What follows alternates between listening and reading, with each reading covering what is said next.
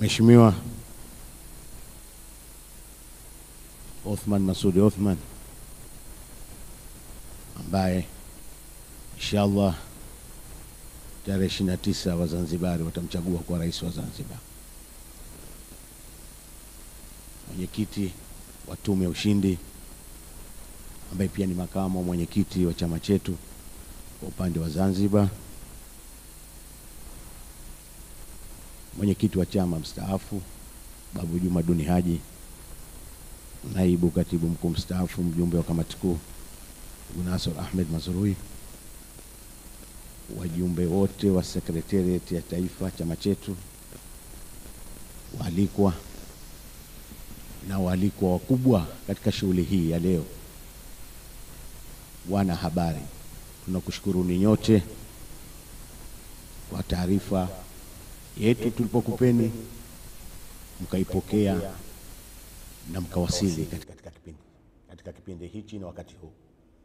Tunaamini dunia itasikia kile ambacho mwenyekiti au mgombea urais atachokizungumza kwa kupitia wenu wanahabari ambao tumekuwa mkiwahabarisha umma kila hatua katika kipindi hichi.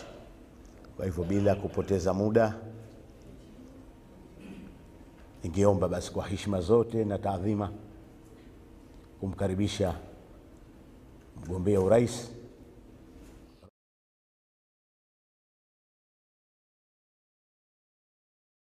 hii ya waandishi wa habari, ili na dunia ielewe nini ambacho amekusudia kwa kuzungumza mbele yenu, na baadaye tutakuwa na fursa ya maswala kutoka kwenu wanahabari. Mwenyekiti wa TIU atasimamia kwa utaratibu wa kuliongoza zoezi hilo. Mheshimiwa, karibu. Ndugu wahariri na waandishi wa habari, ndugu viongozi mbalimbali, wanachama na wafuasi wa chama cha ACT Wazalendo, ndugu wa Zanzibari wenzangu, nyote kwa pamoja, asalamu alaykum, habari ya asubuhi. Na kwanza naomba niungane na nyinyi katika kumshukuru Mwenyezi Mungu kwa kutujalia uzima na tukakutana hapa katika shughuli yetu hii muhimu kwa ajili na mustakabali wa jambo ambalo tunaliendea kuanzia kesho la uchaguzi mkuu wa Zanzibar. La pili, naomba nichukue fursa hii kuwashukuru kwa dhati kabisa ndugu zetu waandishi wa habari, wahariri na waandishi wa habari kwa kuitikia mwaliko huu na kwa kuendelea kushirikiana na sisi kwa kuungana na wenzetu katika nchi yetu katika wakati huu ambapo chini ya masaa 24 tutaingia katika kipindi muhimu katika historia ya nchi yetu, kipindi cha kufanya maamuzi ya kuinusuru Zanzibar. Ndugu wahariri na waandishi wa habari, tumewaita kwa malengo makuu matatu. La kwanza, kuwapeni muktasari wa mwenendo wa kampeni zetu za urais zilizomalizika jana. Kwa ufupi ni campaign briefing. La pili, kueleza taifa kuhusu kile kinachojiri kuanzia sasa kuelekea upigaji wa kura na baada ya hapo. Na jambo la tatu ni kusikiliza kutoka kwenu maoni na ushauri wenu, ili na sisi kama chama kinachotarajia kuunda serikali ijayo kuweza kuyafanyia kazi. Kwa hivyo, kwanza, kama nilivyotangulia kueleza kuhusiana na muhtasari, naomba nieleze kwamba ndugu zangu wanahabari, tunatoa shukrani za dhati kwa umma wa Zanzibari. Mimi kama mgombea na timu yetu ya kampeni tumeridhishwa sana na jinsi walivyojitokeza kwa wingi katika shughuli zetu mbalimbali za kampeni. Katika muda takriban mwezi mmoja na nusu tumefanya mikutano na mijumuiko ipatayo 75. Huu leo unakuwa ni wa 76 kwangu mimi kusimama na nikahutubia wenzangu katika suala hili la kampeni. Kote Unguja na Pemba tumekutana na wananchi mmoja na kwenye makundi yao, mijini na vijijini, masokoni, mabandarini na sehemu mbalimbali. Kipindi cha kampeni haikuwa tu nafasi ya sisi kueleza sera zetu, bali kimekuwa kipindi tulichoongezewa ujuzi, maarifa na mikakati ya utekelezaji kutoka kwa wananchi. Tumegundua na kuguswa mno juu ya kero mbalimbali, kero nyingi sana za wananchi, zaidi ambavyo sisi tulikuwa tunazijua. Miongoni mwao, kwanza tumetambua mgogoro mbaya sana, mkubwa sana wa ardhi unauliua taifa letu. Mgogoro ambayo chanzo chake kikuu ni kutokufuatwa kwa sheria na taratibu za nchi na baadhi ya watu kutumia vibaya mno nafasi zao katika utumishi wa umma.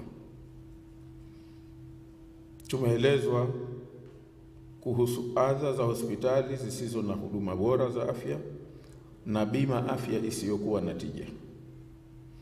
Tumeshuhudia mfumo wa elimu unaoendeshwa kisiasa zaidi, huku heshima na hali ya maisha ya mwalimu ikiwa duni sana.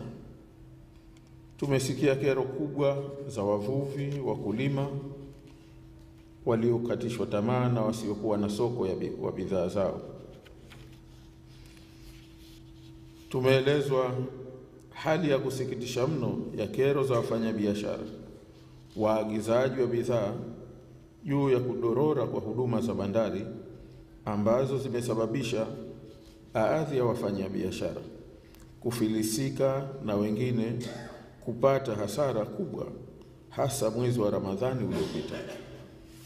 Aidha, jinsi wafanyabiashara wanavyoelemewa na mzigo wa kodi na tozo mbalimbali. Tumejionea jinsi raia wanavyonyimwa haki za kimsingi kama vile vitambulisho na vyeti vya kuzaliwa. Tumeshuhudia wananchi wanavyoishi katika dhiki kubwa ya maisha. Wananchi walio wengi wanataradadi kupata mlo mmoja kwa siku kutokana na umaskini uliokithiri. Tumeshuhudia kukata tamaa kwa vijana kwa kukosa ajira mijini na vijijini. Tumeshuhudia wasiwasi wa wazazi kutokana na mporomoko mkubwa wa maadili katika jamii. Hayo ni machache na mengineyo ambayo yalikuwa sauti halisi ya Wazanzibari ikiomboleza jinsi Zanzibar yetu ilivyo na udhaifu mkubwa kwenye utawala, utoaji wa haki na huduma za kijamii. Mustakabala wake unatishiwa na matumaini yao, ambao mustakabala wake unatishiwa na matumaini yao ni kwetu ACT Wazalendo kuja kuiokoa kutokana na maono na sera ambazo tulizibainisha kwao. Baada ya muhtasari huo, nieleze kwa ufupi dira yetu ya Zanzibar mpya, Zanzibar moja yenye mamlaka kamili. Ndugu wanahabari, sisi tumeahidi masuluhisho madhubuti kwa vilio hivyo vya Wazanzibari. Miongoni mwa masuluhisho hayo, la kwanza ni mamlaka ya Zanzibar ambapo tumeweka wazi sera yetu kuhusu muungano wetu na kuimarisha mamlaka ya Zanzibar. Pili ni kuhusiana na Zanzibar brand, ambapo haihusu tu bidhaa bali maisha yote ya Uzanzibari, alama zake, utukufu wake, upekee wake, utamaduni, mila na silka zake. Tunataka kuijenga Zanzibar mpya, Zanzibar moja yenye maridhiano ya kweli na maadili yake. La tatu ni kuhusu ajira na kipato, ambapo tutahakikisha fursa za ajira zinatolewa kwa Wazanzibari wenye uwezo na kwa nafasi zote wanazozimudu. Kwa kuanzia, tunathibitisha kima cha chini cha mshahara kitakuwa ni shilingi milioni 1 kwa watumishi wa serikali. 4 ni vita dhidi ya ufisadi na wizi wa kura. Tutapiga vita vitendo na uovu wa ufisadi na upotevu wa fedha za umma. Chanzo chake kimo kwenye wizi wa kura, kwa sababu wizi wa kura unaondoa uwajibikaji. Tutavunja mduara huo wa uhalifu. Mzanzibari lazima arejeshewe nchi yake mikononi mwake.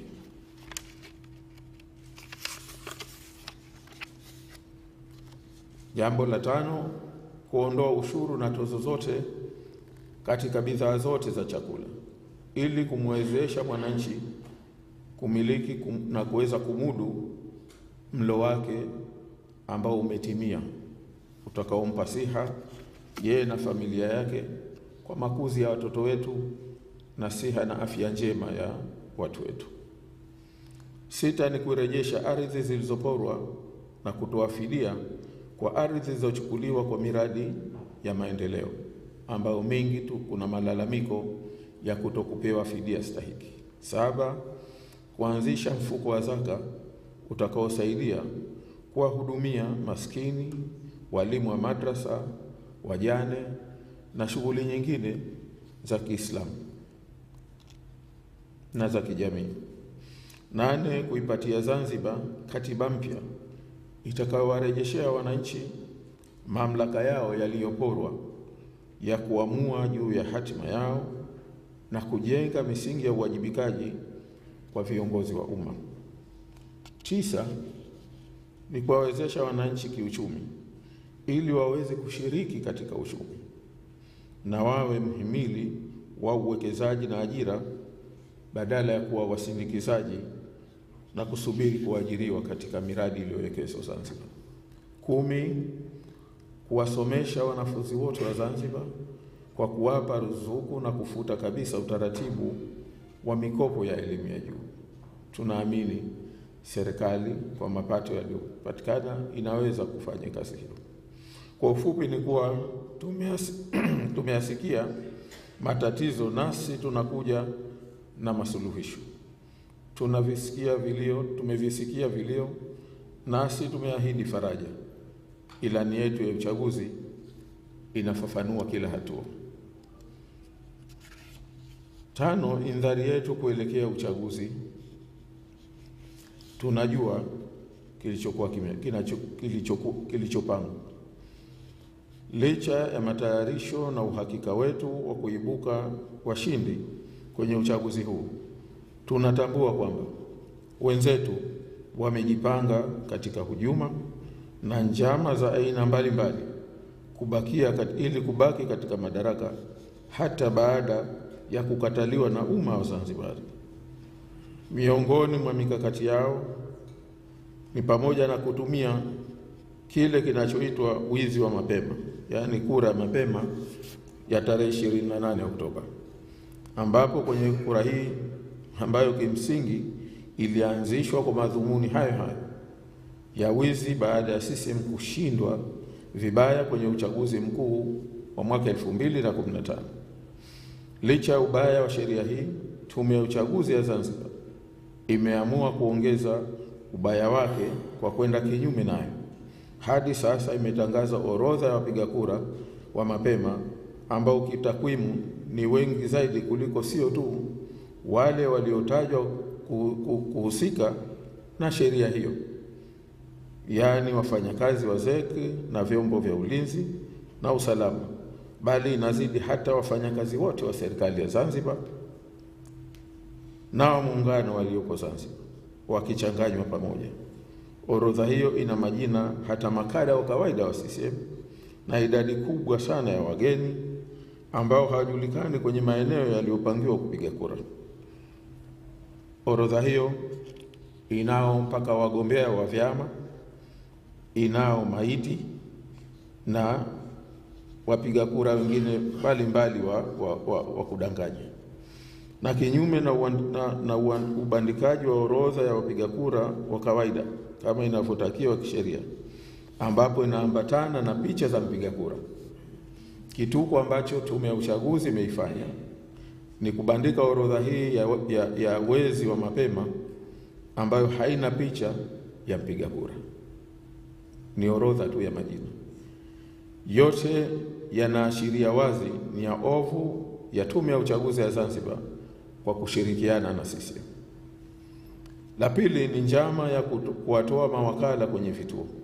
Tunazo taarifa kuwa ZEC pia inapanga njama za kushirikiana na Chama cha Mapinduzi na vikosi vya SMZ chini ya uratibu wa viongozi wa KMKM na KVZ kuwaondosha mawakala wetu, aidha wakati wa upigaji kura, ukusanyaji wa matokeo na uhesabuji kura. Wanatumia njia zozote kuhakikisha kuwa wanawatoa kwenye vituo ili kupenyeza kura feki na kuharibu matokeo halali. Tatu, kupika matokeo. Tunajua pia kuwa tayari kumeandaliwa matokeo ambayo wanayo mikononi mwao na kwamba hayo ndiyo wanayopanga kuyatangaza badala ya yale yatakayotoka vituoni. 4, kufuta uchaguzi wa baadhi ya majimbo ya Kisiwani Unguja ambayo tayari wametambua kuwa hawawezi kuyapata. Hadi sasa tuna taarifa za majimbo 5 ya Pangawe, Mwanakwerekwe, Kijini, Nungwi na Malindi. Watafanya hivyo ili kupanga kuja kufanya marejeo ambayo wanaamini tutayasusia na hivyo kuwapitisha wagombea wao wa CCM wakiwa hawana upinzani wa maana. 5, vitisho vya kila aina wanavyopewa watumishi wa umma, hasa wa vikosi na walimu, kufikia baadhi yao kunyang'anywa vitambulisho vyao. Tukumbuke kwamba hayo yote ni nyongeza ya vitendo vya kihalifu vya kiuchaguzi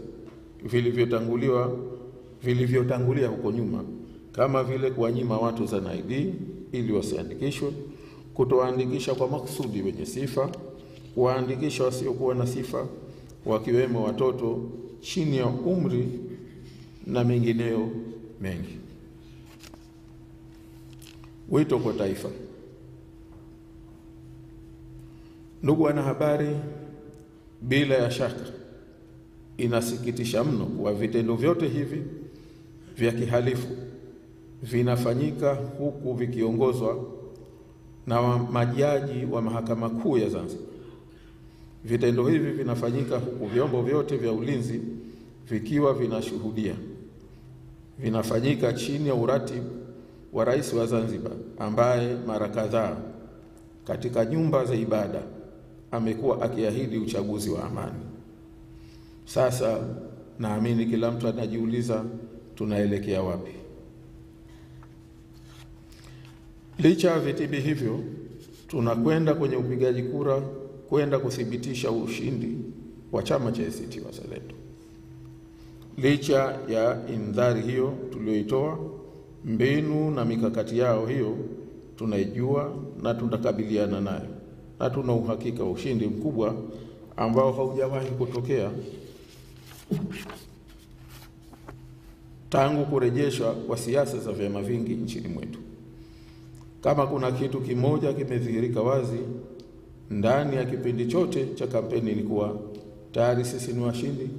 Hatuna wasiwasi juu ya hilo kwa sababu umma umetudhihirishia hivyo. Wito wetu kwa wananchi wote ni mmoja tu, kwamba jitokezeni kwa wingi. Kila mwenye haki ya shahada ya kupiga kura asikae nyumbani. Pili, asubuhi na mapema nenda kaitetee na kuinusuru nchi yako. Tatu, baada ya miaka yote ya unyonge, sasa muda umefika wa kukataa minyororo wa kukata minyororo na kujiweka huru.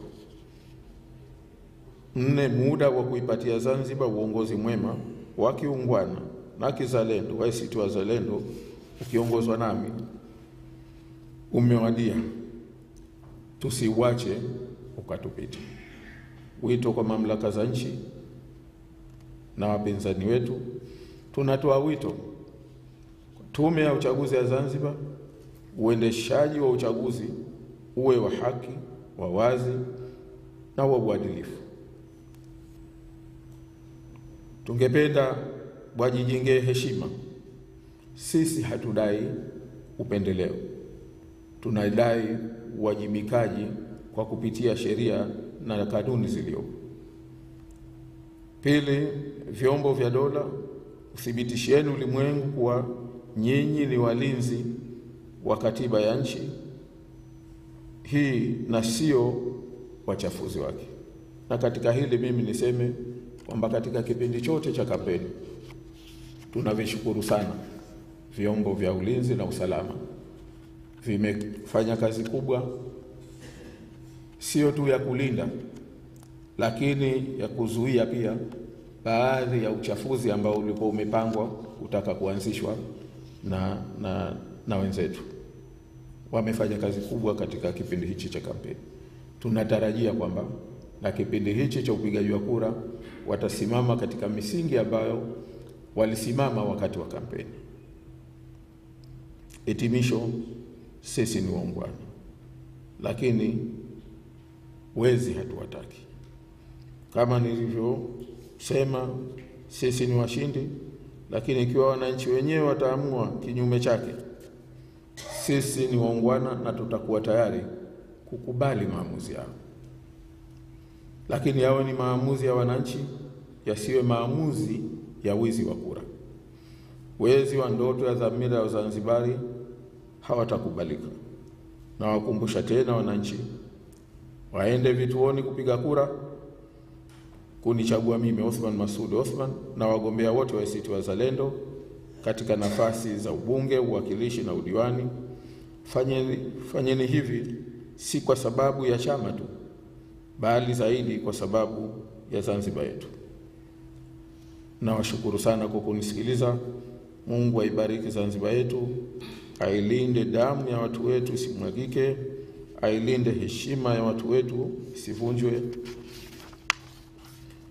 Tutimize wajibu wetu.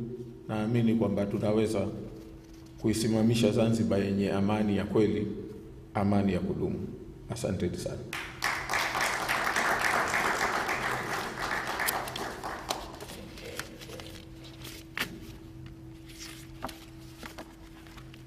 Asante sana.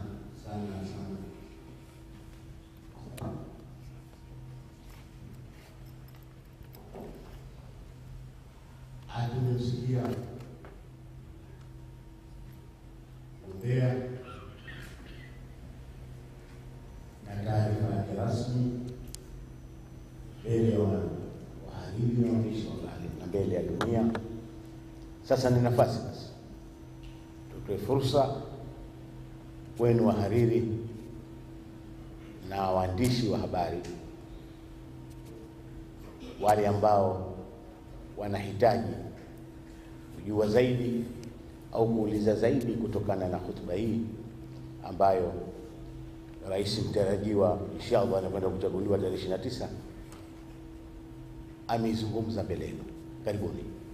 Tungependa aliyekuwa tayari ni kunyosha mkono na kutaja chombo chake anachokifanyia kazi ili tuweze kukamilisha shughuli yetu hii adhimu.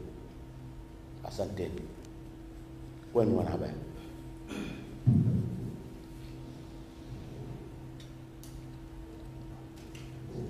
Sana mwenyekiti wa ACT Wazalendo, naitwa Jabir Idrisa, Elisha Mwanahalisi hapa siku 3 zilizopita uliwatangazia wafuasi wako kwenu wananchi kwamba mmeona matatizo mengi ya kiuchaguzi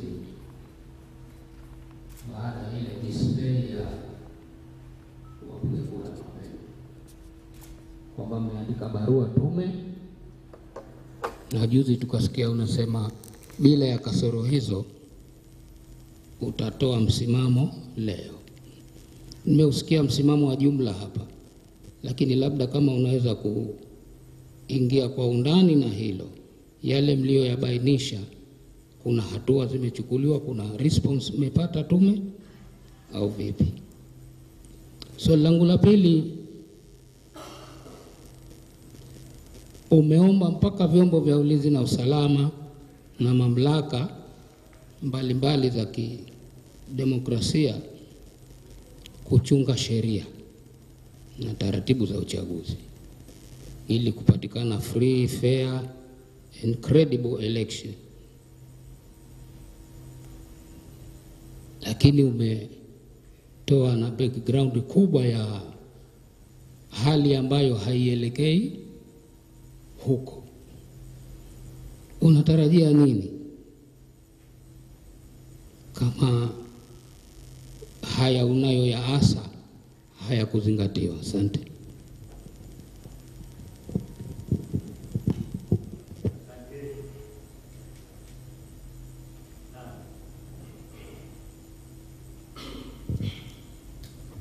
Uko mkono mwingine huko? Na mwandishi wa habari, sijazungumza mwaliko wa kwenye shughuli. Hii ni shughuli ya waandishi wa habari. Kwenu wanahabari?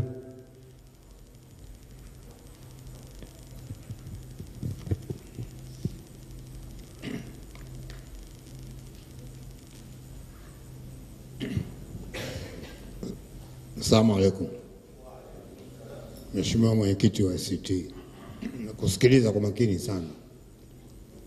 Ili swali la mawakala, kwa sababu bahati mbaya nzuri toka chaguzi za vyama vingi hata vyama kimoja toka 65 nimehudhuria, na maeneo mengi nimeona mawakala wenu huwa wanatimuliwa. Je, hamkuwahi kuwashauri tume kwamba kama hilo lazima litokee basi wawepo mawakala mbadala? Pili, nimejaribu kupeleka malalamiko yenu kwa tume, kwa sababu hata mimi kwangu Bububu kule, mbali ya watu vijana wangu kupigwa, na mimi mwenyewe mbele ya nyumba yangu nimeona, lakini kuna vitisho vya aina hii. Sijui polisi wanasemaje juu ya swala hili, kwa sababu linafanyika na wanavaa ninja, mimi nimeona. Tatu,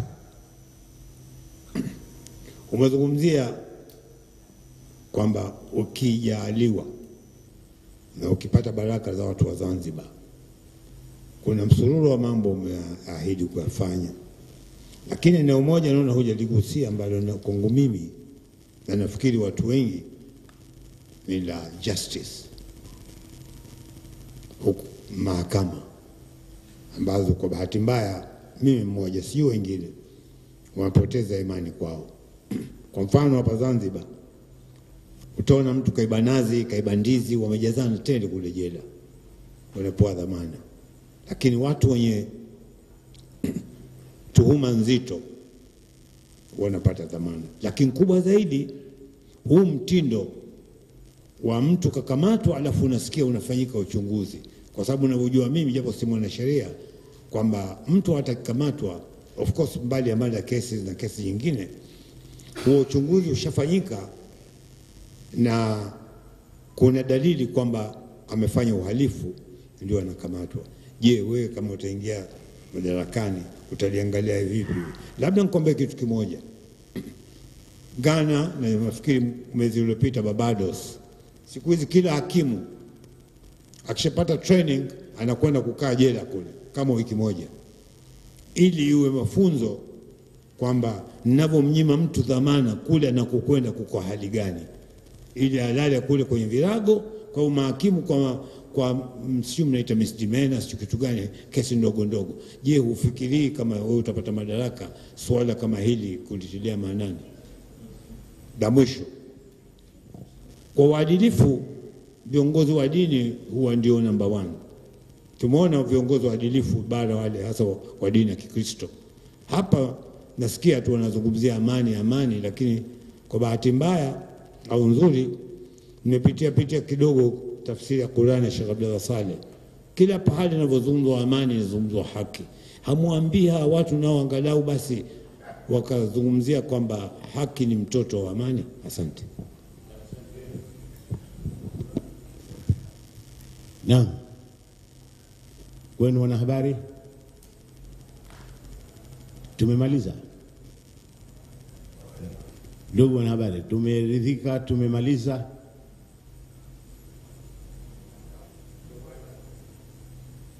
Nafikiri Mheshimiwa Rais unaenda kuchaguliwa kesho kutwa, hotuba yako imekidhi haja ya wahariri na wanahabari tulioalika hapa, na hao waliouliza, basi ni fursa sasa turejeshe upande wako, hasa kwa kupitia mwenyekiti wa TU, aturudishe moja kwa moja wako mgombea, ili uweze kuyajibu na kutolea ufafanuzi, na kuna jingine la kuzungumza zaidi, basi ni kwa ajili yako. Alhaqi, tafadhali.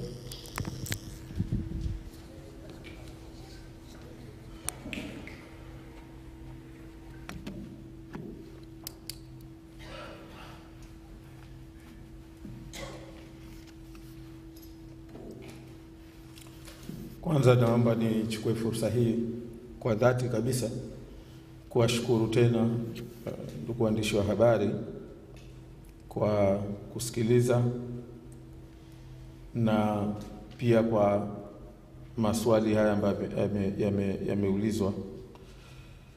La kwanza, Bwana Jabir Idrisa, kwamba tulitangaza msimamo juu ya kasoro mbalimbali ambazo zimejitokeza katika uchaguzi.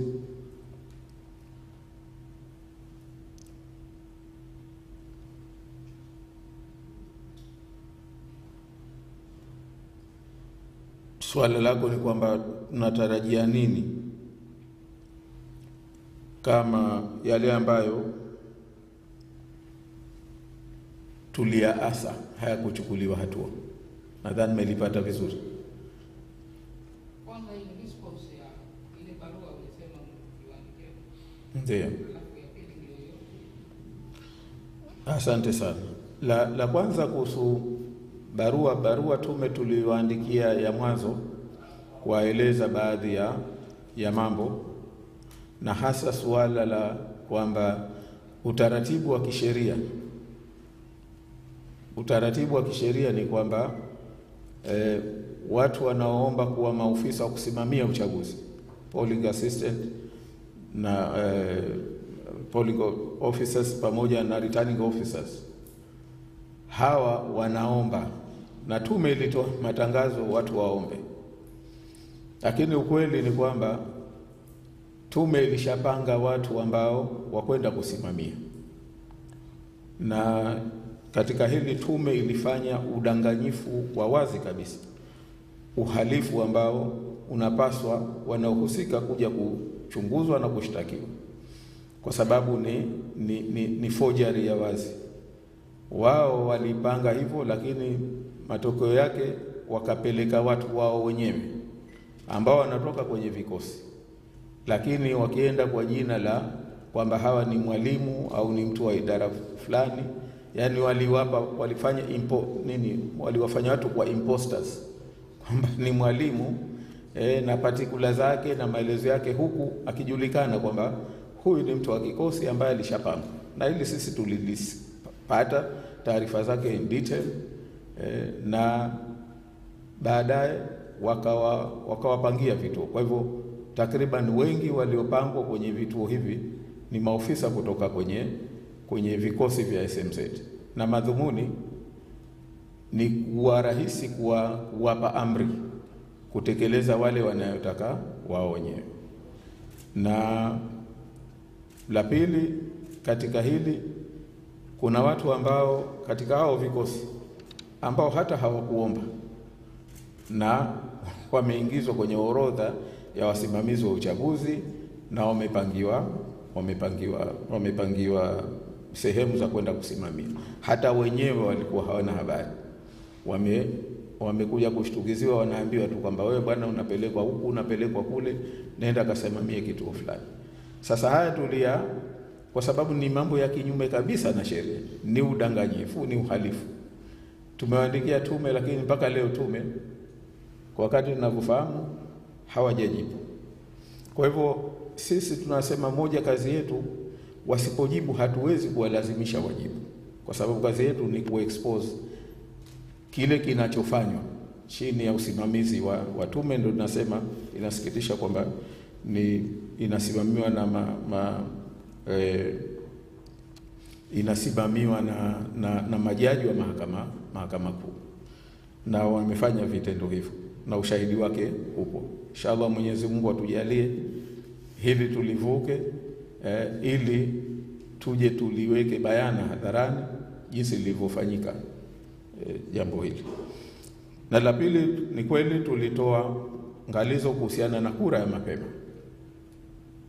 kwamba kuna mambo ambayo tunadhani hebu tupate maelezo au yachukuliwe hatua. Kwa mfano, sheria yenyewe inawataja kwamba ni watu wa aina gani wanaopaswa kushiriki katika kura ya mapema. Na ukichukua hesabu kwa mujibu wa sheria, wasingezidi watu 7,000. Tuseme ingekuwa 10,000, lakini hawezi kuzidi hapo. Na hili sisi mbali ya kuwatahadharisha wanaohusika, lakini na sisi tumechukua hatua za kiuongozi mbalimbali, na ambazo kwa sasa hivi naomba mniwie radhi kwamba siwezi kuzieleza, kwa sababu ni kazi ambayo bado inaendelea. Tunategemea kwamba pengine leo tunaweza tukapata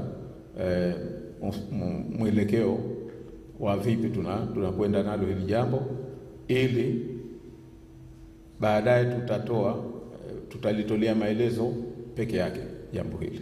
Lakini tunalifanyia kazi ya uongozi. Tumechukua hatua kama watu ambao ni viongozi, chama ambacho kina nia na dhamira ya dhati ya kwamba pamoja na odds zote hizi, lakini bado tuvuke salama. Na kwa sababu ya jambo moja tu, sisi tunaamini kwamba huu udanganyifu wa kitoto unaofanywa utapelekea labda sisi mwatumie nguvu, lakini ku-manage tunaamini kwamba is a very tall order, ni kitu kigumu kuweza kukimanage. Labda waamue kwamba is going to be all out war, kuwe na vita, hasa matumizi makubwa ya nguvu, na ambapo sisi tunatarajia kwamba hatutofika huko. Sheikh brother wangu Salim Said, kuhusu mawakala. Swala hili la mawakala bahati mbaya linafanywa kwa makusudi, na linafanywa baada ya mbinu nyingi kwamba zimeshindikana. Kwa hivyo tumetoa tahadhari, tumetoa indhari, watakuwepo wa mbadala kwa utaratibu wa kawaida. Lakini tunachosema sisi, hatukuwa na sababu ya kufika huko, kwa sababu hichi ni kitu kinapangwa, ni calculated manner, kwamba mpaka wale maofisa wanaokwenda kusimamia wamefunzwa hichi kitu namna gani ya kwenda kukisimamia, kwamba kadri atakapotokea wakala basi pale ndio itakuwa ni wakati wa kutumia kupata njia ya kuweka ama kura feki ama kufanya kitendo chochote kile cha ni watu ambao maofisa wa serikali wametumika, maofisa wa serikali kutoka INEC kuja kuwafunza maofisa wa ZEC kufanya vitendo hivi. Kwa hivyo hata tungewaambia au tume uchaguzi wenyewe, bado hili lina mkono wa tume kwa kushirikiana na Chama cha Mapinduzi kulikamilisha, kwa sababu ndiyo njia pekee ambayo itawasaidia katika wizi wao. Swala la vitisho vinavyoendelea, ili kama mnakumbuka Sheikh Salim na wengine, sisi tulichukua hatua sio tu ya kuwaambia polisi, ni kwenda kuonana nao, uongozi wao wa juu, na mara kwa mara tumekuwa hili tukilitolea taarifa. Kila kitendo kinachotokea tukikipata sisi tunatoa taarifa, na nishukuru kwamba kuna baadhi ambavyo wamevichukulia hatua tena hatua madhubuti kwa kweli. Kwa hivyo tunasema vinaendelea kwa sababu wanaofanya ni wanajulikana ni kwa madhumuni yao, lakini sisi tunasema kila tunachokisikia tukakithibitisha tunakiripoti, na viko ambavyo vimechukuliwa hatua, tena hatua nyingine madhubuti kabisa mpaka hatua za kinidhamu. Tatu, kuhusu kwamba tumesema mengi lakini moja hatujalisikia kuhusiana na marekebisho ya mahakama. Salim, hili kwanza kusoma ilani yetu hili liko wazi kabisa, lakini hata na sisi tumekuwa labda hatujalieleza mahsusi in detail nini hatua tutakazochukua.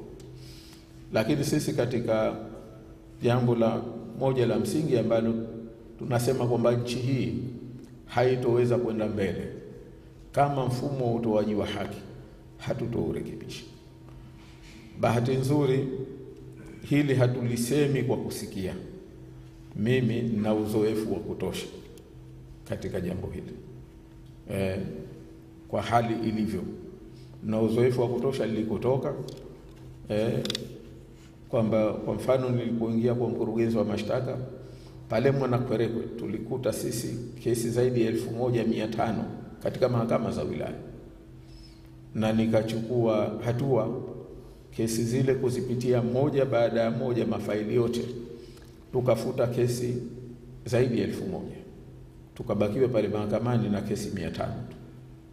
Lakini kesi 1000 nyingine zilikuwa hata wenyewe wanaita folio B, hata folio B hamna, manake hata yale maelezo ya mlalamikaji pia hamna. Lakini zimekuwa zikienda, watu wamechomolewa pesa nyingi. Ulikuwa ni mradi mmoja mkubwa sana ambao tuliuvunja. Na la pili, ulipokuja mahakama za mkoa pale Vuga, tulifuta kesi zaidi ya 400, tukabakiwa na kesi 92 tu pale mahakama za Vuga.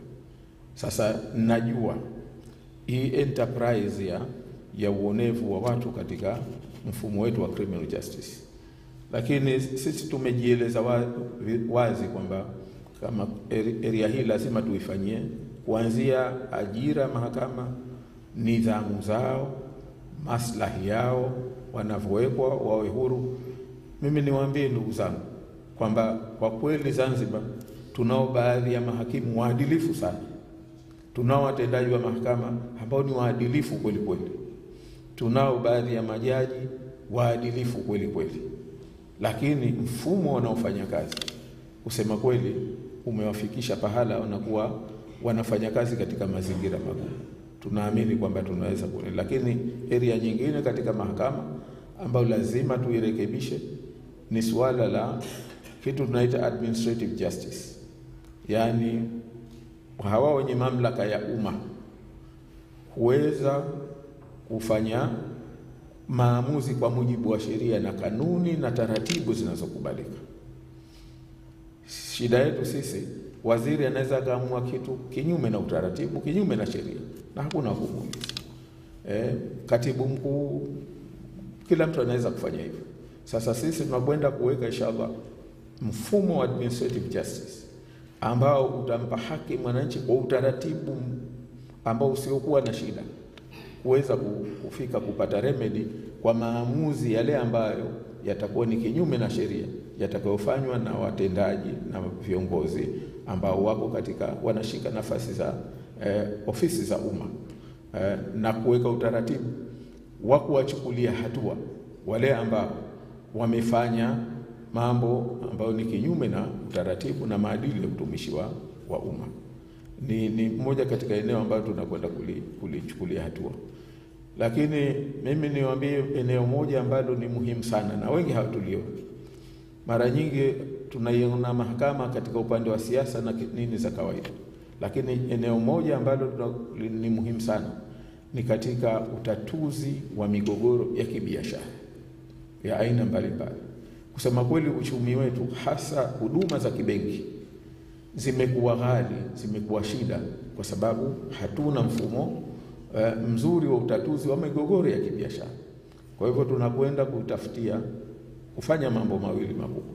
La kwanza ni kuimarisha mahakama ya biashara kwa kutafuta mtu ambaye au majaji ambao ikiwezekana hata kutoka nje ya nchi watajenga imani ya investors na wafanyabiashara pamoja wakubwa, kwa sababu tunaiona Zanzibar kwenda kuwa na biashara kubwa, sio hii dukawala tulionayo leo.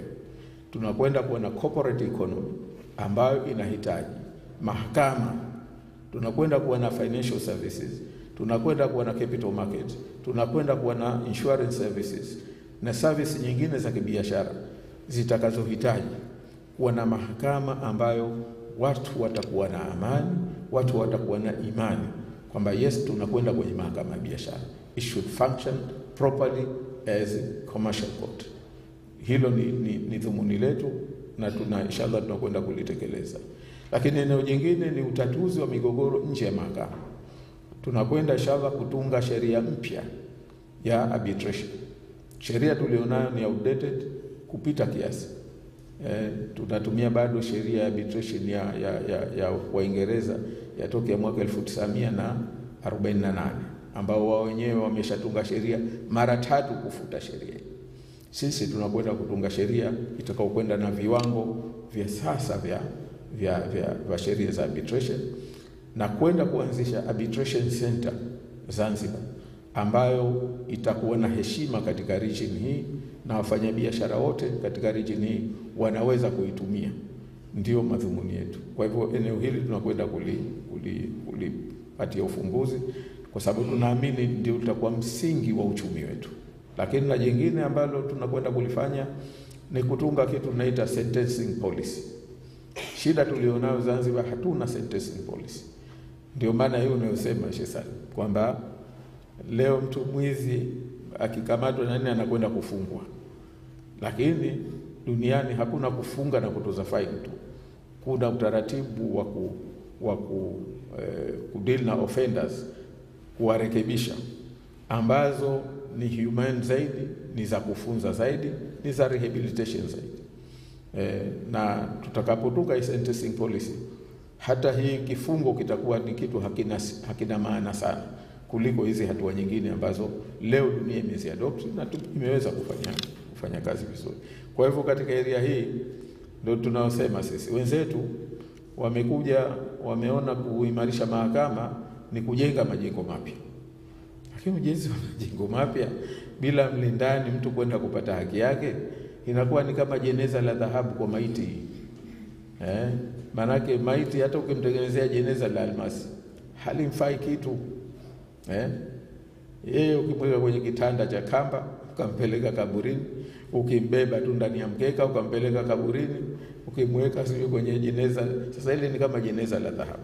Lakini legal sector reform ina 5 thematical areas, ina maeneo 5 muhimu makuu ya kurekebisha ili mfumo wa utoaji wa haki Zanzibar urekebishwe. Mahakama peke yake ina maeneo 11 ambayo yanahitaji kurekebishwa ili utoaji wa haki na access to justice ndani ya mahakama uweze kufanya kazi.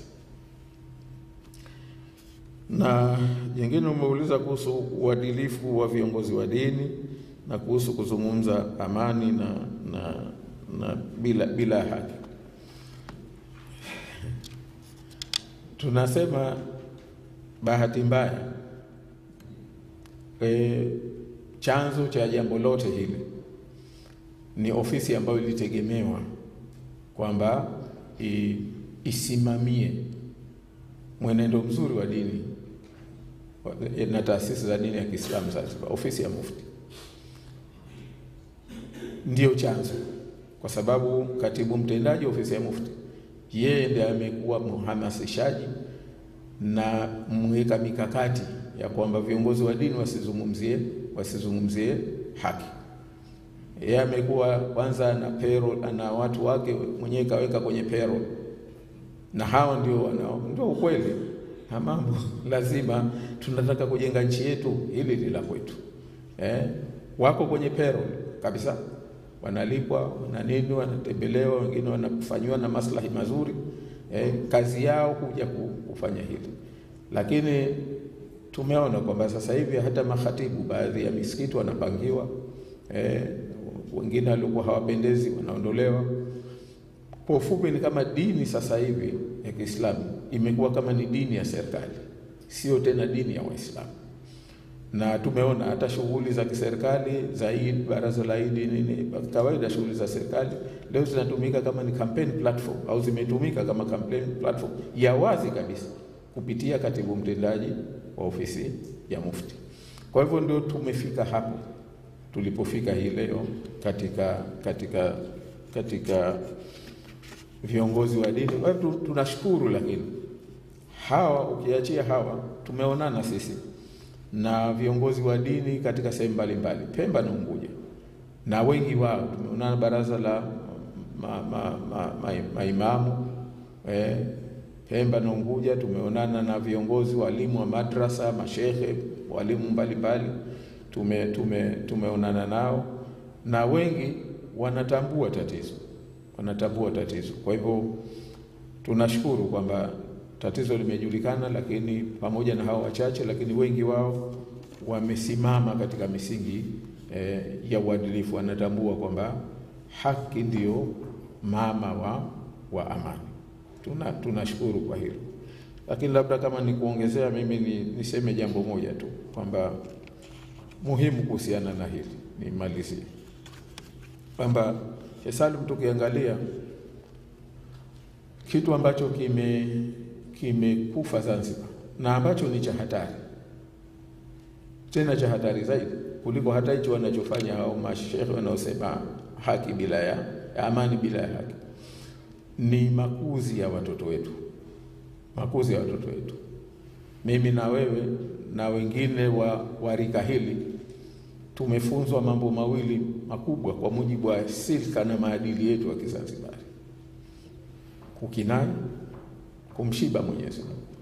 Haya mambo mawili, wengi hata ukimwona mtu mlevi anaanguka na papasuka Zanzibar, lakini mambo hayo mawili tulikuwa tumeshikamana nayo sana.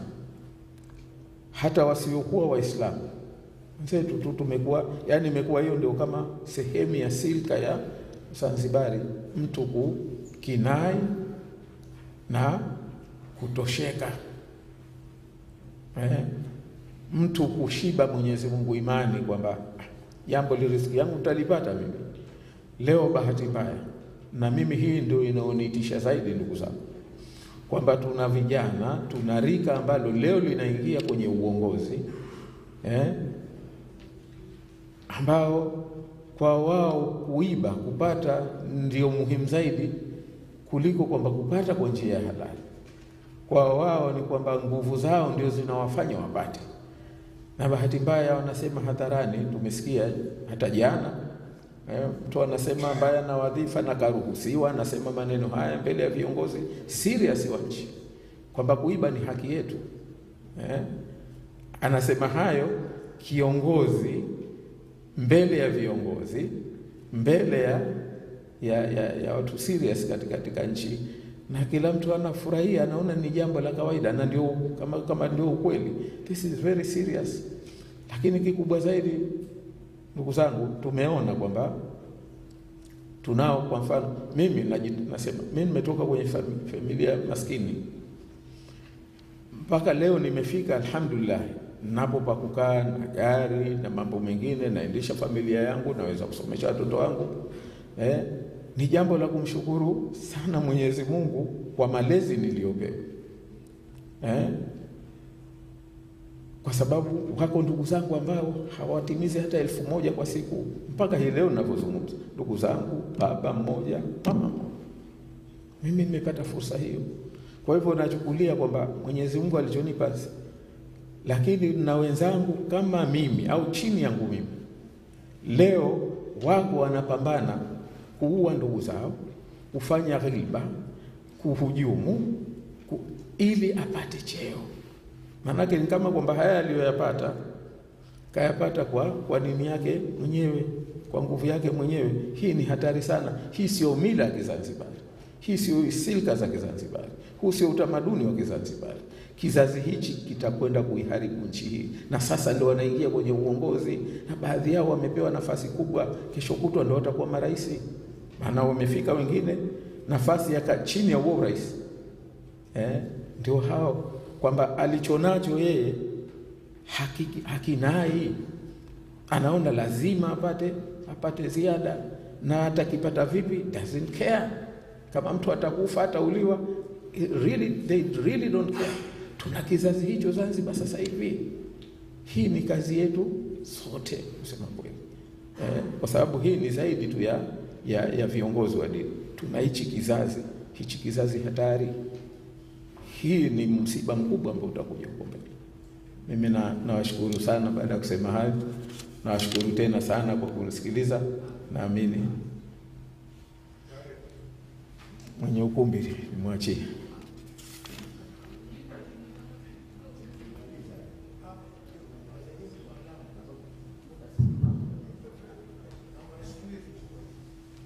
Na ndugu Jabir, kuna cha ziada chochote?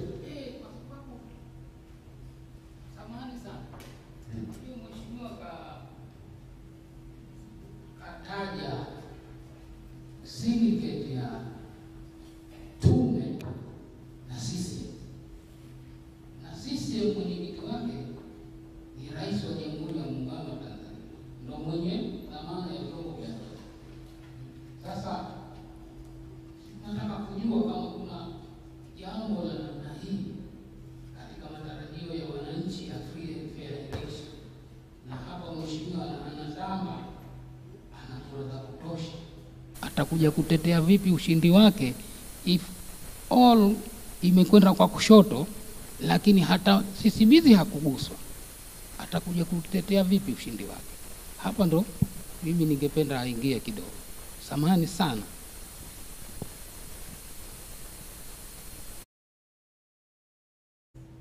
Sasa unayokuwa kujibiwa upande wako. Vipi? Mheshimiwa, samahani sana. Nilikwambia kwa bahati nzuri au mbaya, kwa uzoefu wangu na ninaojua, ni kwamba baadhi ya nchi ili kuwafanya mawakili, majaji wajue kule jela iko hali gani, basi angalau wanaondoka siku 2-3. Kufikiri hili ni jambo zuri, kwa sababu angalau watu watajua kwamba unavompeleka mtu kule maana yake nini. Na nakwambia kwa sababu mimi mshaka jela sana, kwa sababu nakujua. Asante. Kwa heshima kubwa sana.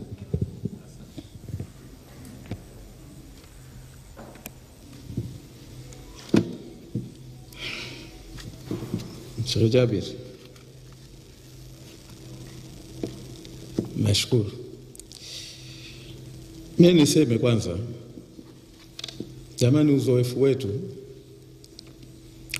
wetu katika nchi hizi za Afrika, tumekuwa na chaguzi. Mnakumbuka Seychelles wamekuwa na chaguzi mara 6 za matatizo. Mara ya 6 mwaka 2020 kiongozi wa upinzani ambaye aligombea akashinda, na wakalazimika against all the odds wampe ushindi, na akaongoza tokea 2020 mpaka juzi Septemba wamefanya uchaguzi wao tena baada ya miaka 5. wamefanya uchaguzi raundi ya kwanza, hakupatikana mshindi. Uchaguzi wa pili wa marudio umefanywa juzi tarehe 17 Oktoba, na wale waliokuwa mwanzo kwenye kama ni ruling party wamerudi tena, wameshinda kwa 54%, ambao ndio walishinda upinzani mwaka 2020. Upinzani yeye ndio sasa kapata 46%. Sasa hizi tunasema ni katika hata nchi ambazo zimepita hapa hazikupita kwa kutumia smooth transition, imekuwa hivi against all the odds. Ndio maana sisi tunasema tunapambana. Kazi yetu kubwa mara hii ilikuwa ni kuwaamsha wananchi. Sisi ndio maana tunasema kwamba mara hii kuna majimbo tutakwenda kuwaduaza sisi, kwa sababu watu wameamka. Tuna ushindi ambao tunaamini utakwenda kuwaduaza sisi. Kwa hizi mbinu wanazofanga tu, mbinu chafu, labda ndio tunasema watumie nguvu ya moja kwa moja. Nguvu ya moja kwa moja ni ipi? Matokeo yamekuwa ni haya, returning officer atakwenda kumtangaza mtu mwingine ambaye kila mtu anajua kwamba hizi sizo shinda. Sasa hiyo ndio tunasema huyo sasa anatafuta vita. Sasa wakitafuta vita, hilo tena litakuwa ni kwao wao. Mimi niwahakikishie ndugu zangu, sisi tumechukua kila hatua kumuona kila anayehusika, kuanzia mdogo mpaka mkubwa kabisa unayemjua wewe katika nchi. Nadhani natosha nikisema hivyo. Na ndio maana tukasema tuna kazi bado tunaendelea nayo, kwa sababu kwa hali ilivyo mara hii, sio sisi kama viongozi wala hatuhitaji kusema neno hata moja. Sisi kazi yetu tulionayo tumewafahamisha. Kazi yetu tunawazuia viongozi wetu, wafuasi wetu, wananchi. Nchi imevimba sasa hivi, inasubiri kitu kidogo, a small prick inaweza ikaitibua ikapasua nchi. Tukawa na hatari moja kubwa sana kwa uzembe wa kijinga sana unaofanywa na watu wadogo kwa sababu tu wapate madaraka. Kwa hivyo sisi tuseme tumechukua hatua hizo. Sasa haya mengine sisi tunasema tunakwenda kushinda against all the odds. All odds. Mengine wakiyatafuta watakuwa ni wao, lakini sisi haya yote waliofanya bado tumesema kama viongozi, kama chama makini, tuyabebe, twende nayo, tu reach out, tufanye consultation, tusichoke, hatujachoka, hatutochoka. Ndio tunachoweza kukisema kwa sasa hivi. Sheikh Salim, mawakili na majaji, sasa tunasema hiyo ni njia moja. Njia ziko mbali. Hiyo ni njia moja, labda ingeweza kuwasaidia. Lakini kuna watu kule akishakuwa uadilifu ni suala la is a matter of character. It's not a matter, is nature, not so much on nature. It's more of nature kuliko nature. Unaweza kuwa na unaona hata hao majaji wenyewe wako huru, lakini uhuru is an attitude, it's not orientation. Ni attitude mwenyewe unavyojihisi kwamba why, hata wakati mwingine huhitaji kwamba uwe na statutory uhuru. Uhuru wako mwenyewe tu kama binadamu. Kuna wengine tunausimamia with conviction kwamba mimi ni mtu huru, siwezi kuwa mtu ambaye haninini kitu chochote eti kwa sababu tu ni bosi wangu, ni mwajiri wangu, aniambie mimi nifanye mambo kinyume na utaratibu. It's a question of conviction. Kwa hivyo sisi tunavyoamini kwamba hili linahitaji zaidi sera. Ukiwa na sentencing policy nzuri, huhitaji kuwapeleka watu kule wende wakajifunze hali ilivyo. Na kwa kawaida wanajifunza kwa sababu wanakwenda, ni utaratibu wa lazima. Mahakimu, majaji wapite wende kutembelea katika magereza. Ni moja katika, si lazima walale, lakini kutembelea in depth, hili ni jambo linalofanyika. Lakini mimi naamini mwarobaini wa hili ni kuwa na proper sentencing policy itakayosimamiwa vizuri. naamini itatibu jambo hili. Asante sana, asante sana. Naamini taarifa hii imesikika na itaendelea kusikika. Mwenyezi Mungu ametupa tunu kubwa Zanzibar ya kupata kiongozi mwadilifu, mwenye uwezo, mwenye huruma kama Othman Masoud Othman. Naamini Wazanzibari tarehe 29 bila kujali tofauti ya vyama vyao watakuchagua kwa kura nyingi na watalinda kura zao. Baada kusema hayo, ndugu wanahabari na walikuwa, tumefikia tamati ya shughuli yetu hii. Naamini majukumu ya wanahabari watafanya kazi yao, na wale walio ndani ya online naamini Wazanzibari na Watanzania na dunia wanafuatilizia.